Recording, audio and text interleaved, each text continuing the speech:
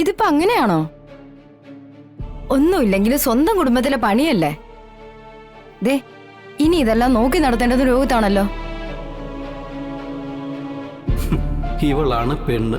അപ്പ കാണുന്നവനെ അപ്പാന്ന് വിളിക്കും. രണ്ടുപേരും പിടിച്ചിരുത്തി പഠിപ്പിച്ചില്ലെങ്കിൽ രണ്ടുപേരും ഉഴപ്പിക്കളയും. ഇവിടെയാണെങ്കിൽ ആരാ അങ്ങനെയൊക്കെ പറഞ്ഞു കൊടുക്കാനുള്ളത്?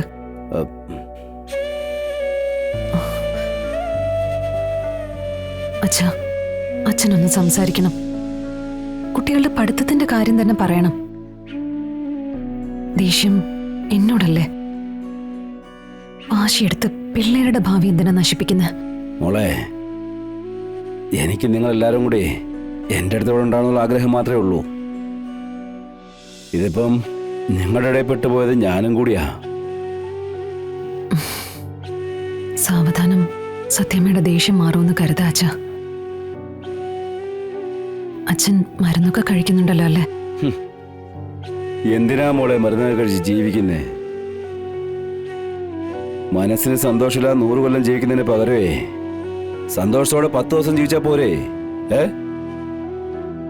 അങ്ങനെ കഴിയാൻ പറ്റാത്തതാണ് ഈ ഭൂമി ജീവിക്കണ്ട. അങ്ങനെയൊന്നും പറയില്ലേ അച്ഛാ.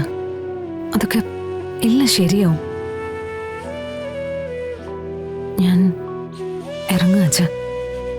കുട്ടികളെയും കൊണ്ട് പോവാന്ന ആഗ്രഹത്തോടെ വന്നത് അവരെ ഒന്ന് കാണാൻ കൂടി പറ്റില്ല. അതെന്റെ സങ്കടം കൊണ്ടാ പോകുന്നത്. ശരി.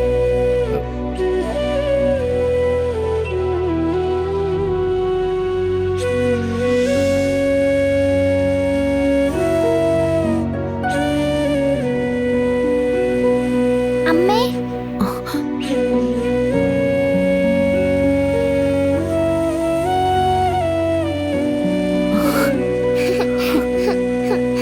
അമ്മേ.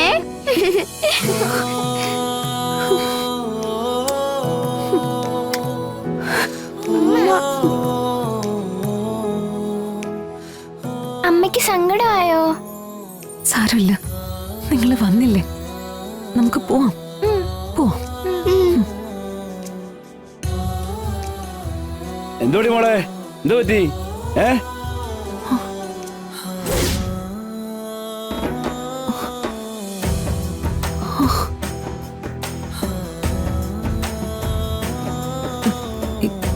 ഒന്നുമില്ല.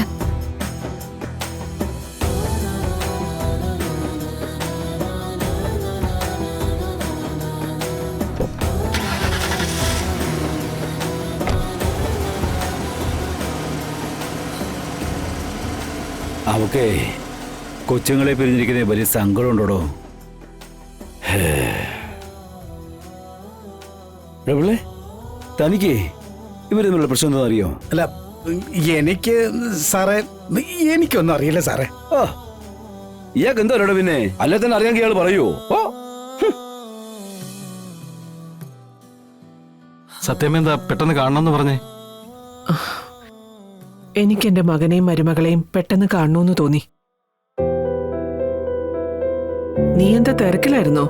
ഏയ്, ഞാനിന്ന് ഇത്തിരി നേരത്തെ ഇങ്ങി പോന്നു. അവിടെ കച്ചവടമൊക്കെ കുറവാ. ഓൺലൈൻ കച്ചവടക്കാര് സാധനങ്ങൾ വീട്ടിലെത്തിച്ചു കൊടുക്കാൻ തുടങ്ങിയതിന് ശേഷം കടകളിലും സൂപ്പർ മാർക്കറ്റുകളിലും ഒക്കെ പൊതുവെ കച്ചവടം കുറവാ. സത്യമ്മ അമ്പലത്തിൽ പോയിട്ട് വരുന്ന വഴിയാണോ? അല്ല, പ്രസാദമൊക്കെ തൊട്ടിട്ടുണ്ടല്ലോ. ആ, അതെ. ഞാൻ മാത്രമല്ല, പൊന്നിയും കുട്ടികളൊക്കെ ഉണ്ടായിരുന്നു. പൊന്നിക്കൊപ്പം കുട്ടികളെ ഞാനങ്ങ് വീട്ടിലേക്ക് പറഞ്ഞു വിട്ടു. സത്യം പപ്പയും അവരെ ഞാനിങ്ങ് കൊണ്ടുപോകുന്നു. അവര് വളരേണ്ടത് എന്റെ ഒപ്പമാ, അല്ലാതെ അന്യ ആൾക്കാർക്കൊപ്പം അല്ല. നിങ്ങൾ അറിഞ്ഞു കാണുമല്ലോ, ശാലിനി എന്നെ ചതിച്ചു. ഒപ്പം ശിവനും. ശിവനിൽ നിന്നും ഞാനിങ്ങനെയൊന്നും പ്രതീക്ഷിച്ചതല്ല. നമ്മളീ കാണുന്ന പോലെയൊന്നും അല്ല സത്യമേ മറ്റുള്ളവരുടെ മനസ്സിലിരിപ്പ്. അവരെല്ലാം പലതും കണ്ടിട്ടാ നമ്മളോട് ഇഷ്ടവും സ്നേഹവും ഒക്കെ കാണിക്കുന്നത്. പിന്നെ ശിവനെ എനിക്ക് ആദ്യം കണ്ടപ്പോഴേ ഒരു കള്ളലക്ഷണം ഉള്ളതായിട്ട് തോന്നിയതാ. പിന്നെ ഞാനതാരോടും പറഞ്ഞില്ലെന്നേ ഉള്ളൂ. കണക്കും കാര്യങ്ങളൊക്കെ നോക്കിയായിരുന്നോ? ഇങ്ങനെയുള്ളവർ എന്തൊക്കെ കുഴപ്പങ്ങളാ ഒപ്പിച്ചു വെച്ചേക്കുന്നെന്ന് നമുക്ക് പിന്നീട് അറിയാൻ പറ്റൂ. അല്ല, കാശിന്റെയൊക്കെ ഇടപാടായോണ്ട് ഞാൻ പറഞ്ഞതാ. വെറുതെ അതും ഇതും പറയാതെ പണമിടപാട് കാര്യങ്ങളൊക്കെ ശിവം ബ്രോ കൃത്യമായിട്ട് ചെയ്തിരുന്നു. അതിൽ കള്ളത്തരമൊന്നും കാണിക്കേണ്ട ആവശ്യമൊന്നും ശിവം ബ്രോയ്ക്കില്ല. ഒന്നുമില്ലാത്ത വീട്ടിൽ നിന്ന് വന്നവനൊന്നുമല്ല ശിവം ബ്രോ. അതാദ്യം നീ മനസ്സിലാക്ക്. ഓ, ശിവനെ പറഞ്ഞപ്പോ ഇവിടെ ഒരാൾക്ക് പൊള്ളി. നിങ്ങൾ തമ്മിൽ ഇതിന്റെ പേരിൽ വഴക്കുണ്ടാക്കണ്ട. ഞാനിപ്പം വിളിപ്പിച്ച കാര്യം പറയാം. ആ ശിവനും കൂടി പോയതോടെ എന്റെ ബിസിനസ് നോക്കി നടത്താൻ ഒരാളെ ആവശ്യമുണ്ട്. രോഹിത്തിന് പഴയതുപോലെ എന്റെ കൂടെ നിൽക്കാൻ പറ്റുമോ? അല്ല, അപ്പോ ഈ സൂപ്പർ മാർക്കറ്റിലെ പണി കൂട്ടത്തിൽ ഇതും കൂടി ഇങ്ങ് നടത്തിയാ പോരെ? ഗവൺമെന്റ് പണിയൊന്നും അല്ലല്ലോ അത്.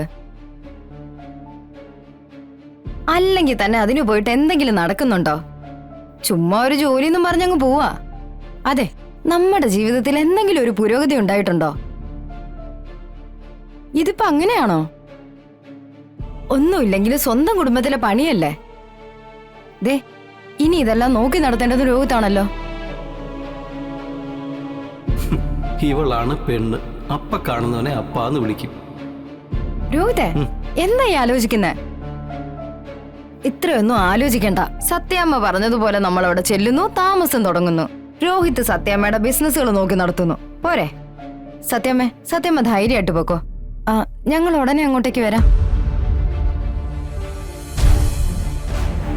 പിന്നെ പപ്പിയും സത്യയും ഞാൻ കൂടെ കൂട്ടിയിരിക്കുന്നത് ചില ലക്ഷ്യങ്ങൾ കണ്ടുകൊണ്ടാ. അവരെ നഷ്ടപ്പെടാതെ കൂടെ നിർത്താൻ വേണ്ടി എനിക്ക് അവിടെ പല കാര്യങ്ങളും ചെയ്യേണ്ടതായിട്ടുണ്ട്. അതിന് നിങ്ങൾ രണ്ടുപേരും എന്റെ കൂടെ ഉണ്ടാവണം. കൂടെ നിക്കാം. ഞങ്ങളെ കൊണ്ട് കഴിയാവുന്ന രീതിയിലൊക്കെ സത്യാമ്മയെ സഹായിച്ചോളാം.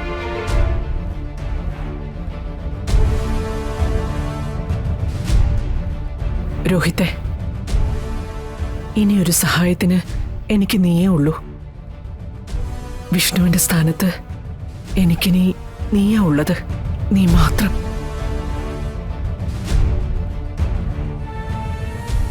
അപ്പോ ഇനി അവിടുത്തെ പ്രധാന മരുമകൾ പട്ടം എനിക്ക് തന്നെ.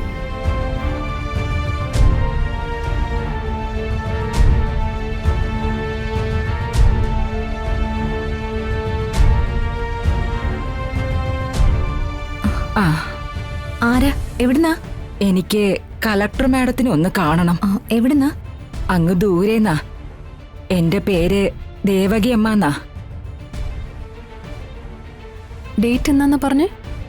21 മാഡം. 21 കുഴപ്പമില്ല. പക്ഷെ ഞാൻ വരുമ്പോ ADSന്റെ എല്ലാ പ്രവർത്തകരും അവിടെ ഉണ്ടായിരിക്കണം. അങ്ങനെയാണെങ്കിലേ ഞാൻ വരുള്ളൂ. Okay madam. ഓക്കെ, അപ്പൊ കാര്യങ്ങൾ മുന്നോട്ട് നീക്കിക്കോളൂ. ശരി മാഡം. ശരി, വരൂ.